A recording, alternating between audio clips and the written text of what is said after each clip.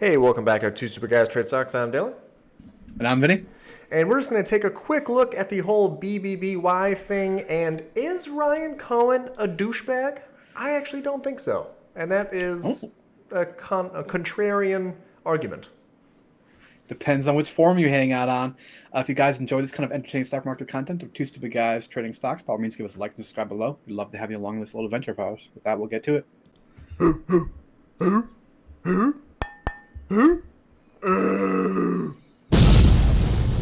Two Stupid Guys Trade Stocks. All right. So a lot of people are talking shit about this man, Ryan Cohen. All right. Now, Ryan Cohen is essentially, we'll call him a meme lord. All right. On Reddit. Okay. Now, what happened? This is Bed Bath and Beyond. Okay. I had to do an hourly chart, not a daily chart, because the daily charts, I have it too. It's hilarious. But essentially, we're going from $10 to 28 all the way back to 10 in a span of 3 days. Yeah, absolutely Okay? insane. This is not like GME where you have 100% short, like float, like just absurd amount of short, right? This was only 40%, and all the big whales that were fronting it left immediately. And I think it was valid. And that's what we're going to talk about. Interesting. Okay. So this is as of Thursday, August 18th. So Cohen sold his entire Bed Bath & Beyond position, including call options. Okay. Average price was $18.68 to $29.22 for what he sold. The original purchase price was $15.34 in March. March. No one's talking about that part. He had about 9.8% of the company. CNBC believes he made $59 million before fees. That's not with the call options. Barron's thinks it's $178 million with the call options.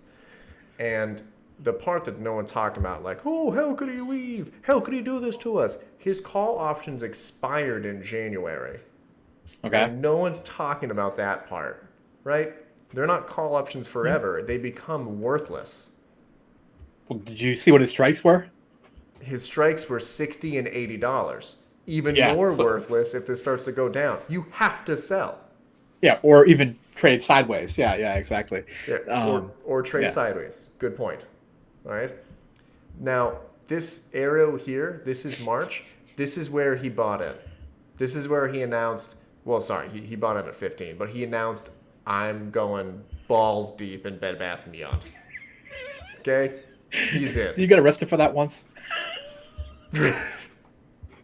Anyways, he goes in. It goes all the way down to $4. Now imagine you are Ryan Cohen holding 10% of the stake here at this price, and you see this going down. Okay? Yeah. I'm not trying to say he's a great guy. I'm just saying if this was me. Okay? And I apparently have unbelievable diamond hands chilling at $4. And I believe after this, around this time here, they're like, yeah, I don't know if we have enough money for like 12 more months. Pretty sure we're about to go bankrupt. Yeah. This is the problem. There was news articles about companies that supply them with products saying that we'll no longer be shipping to them because we're uncertain about the kind of financial stability of the company. What was like the headline basically. Yeah, big problem. Okay, and the reason why I didn't include this chart on the end here is because look at this stupidness. I don't even know. You can't trade that. No.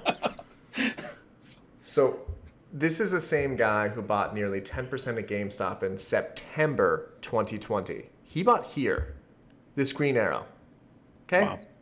Wild. The reason why this graph is so weird is because they did multiple share offerings. So it says that this was a peak price of 130. We all know it was like 500 or whatever it was. Yeah, But the stock split or Yeah. dividend, if you depending on who you believe. Yeah. they did it so many times, so it kind of ruined the chart. He also founded Chewy. Okay? You know who also bought GameStop? I'm not really sure who Michael Burry is. I don't know. Never seen this guy before in my life. Screw you. Nope. He bought it in 2019, way before everyone. This guy is the epitome of just arriving too early. Yeah, that's exactly what I was waiting for. Just- Almost arrived too early at that joke.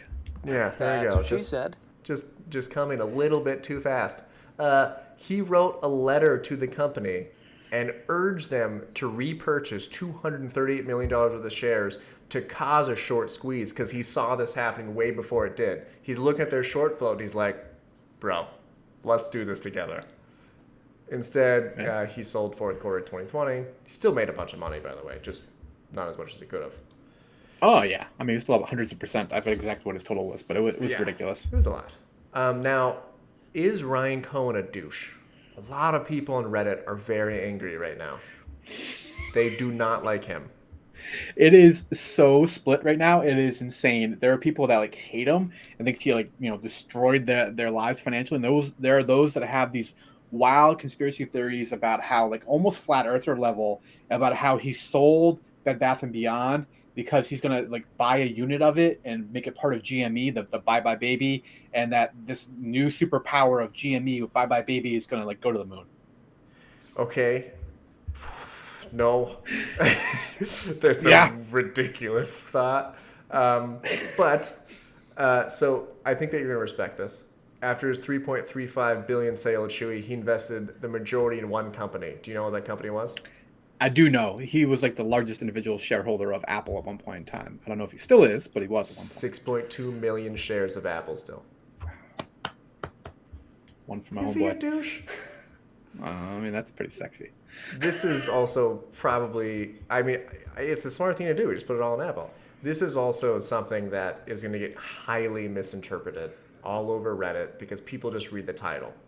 So all you see is a 20-year-old made $110 million trading meme stock Bed Bath & Beyond. This is just interesting. It has nothing to do with Ryan Cohen. They're not going to read this part down here, this 6.2% stake in struggling housewares company. Fascinating. You're going to see this and be like, holy shit, he probably made $100,000 and put into $110 million.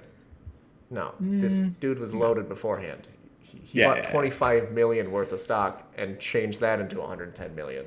But that's not going to be as trendy. Still super impressive. I mean, looking absolutely through a lot of the individual returns from like people doing like, I haven't seen as much loss porn from BBBY than I kind of expected to. It's coming. Don't worry. I'm sure it's going to be in about a month. Yeah. Well, interesting. Okay. You think it's about a month away before we see the major loss porn? Okay. I think people are still holding on, thinking that this is an ABCD pattern that's going to go higher, so they're not worried. But they should be worried because all the big whales that were fueling this are done. They're out. They left. Yeah. So. I know, right? There's going to be some interesting ways of tracking like when exactly the right time to peak is. Remember we talked about this back during like the meme craze about when you had like the volume had to exceed 3 times like the average daily volume before it was like going to trigger this parabolic run. I came up with a formula, and it was after the big volume announcement, the next day volume. Also, if you do on BBBY's chart, it would have worked. I wish I had still done that. Kind of a bummer. Basically, I don't think Ryan's a douche. And next time he buys something, I'm going to wait for it to dip a lot and just YOLO like a little bit of calls. Just way out of the money calls. Yeah. Buy one leap. One leap. Can't hurt. Yeah. All right, guys. Hey, you never know, right? Like it would be interesting kind of point to follow from the time as far as Ryan Cohen's career goes. Yeah. I mean, he's killing it right now. I don't think I would have done anything differently. I don't know why people are mad that he sold his call options. They expire in 4 months. I know. Take your money. And run. Yeah. All right. Yeah. All right, catch guys. you in the next one. Have a good one.